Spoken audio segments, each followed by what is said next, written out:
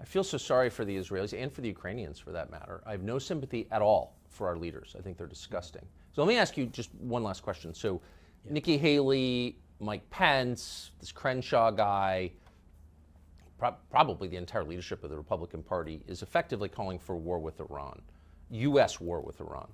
What would that mean, do you think?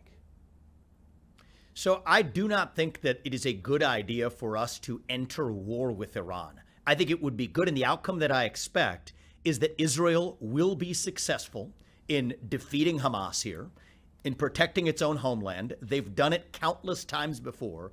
I think they're going to do it again. I think it is appropriate for the U.S. to support Israel diplomatically at the UN when they're going to come after Israel or otherwise, for the U.S. to take a strong stand in favor of an ally that has been good and can continue to be good to the U.S. And I think that limited military support as well, without using ground troops on the ground, military support without ground troops, that makes sense. But I think for others who have refused to take the option of ground troops off the table or whatever, I think we're doing a disservice to everybody, especially here in the United States. And I do not think that right now, I mean, one of the things to remember, Tucker, is, people at domestic policy will say it's the economy stupid.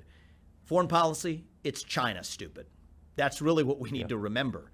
Russia is being driven further into China's hands.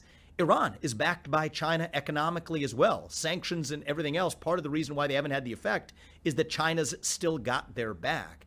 And so right now, I mean, if you look at even the artillery shells that earlier this year, 300,000 to the tune of U.S. artillery shells stored in Israel that we encouraged to send to Ukraine, it's a zero-sum game. And so we're actually rolling out the red carpet, depleting multiple reserves between Ukraine and Israel.